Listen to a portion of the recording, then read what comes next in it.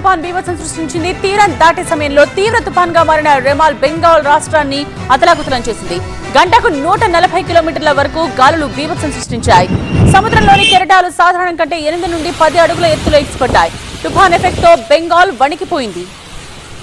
బెంగాల్లో విస్తారంగా వర్షాలు పడ్డాయి. భారీ వర్షాలకు కోల్కతాలో వర్షపు నీరు రోడ్లపై నిలిచిపోయింది.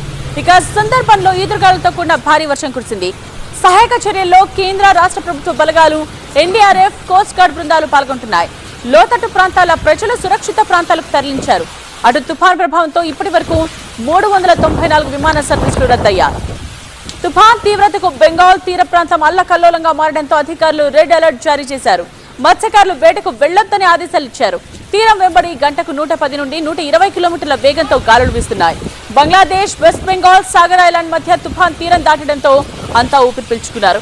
మరో 2 రోజుల పాటు అస్సోం, మేఘాలయ, మణిపూర్, త్రిపుర, అరుణాచల్ ప్రదేశ్, నాగాలాండ్ రాష్ట్రాల్లో తుఫాన్ ప్రభావం ఉంటుందని వాతావరణ శాఖ హెచ్చరించింది.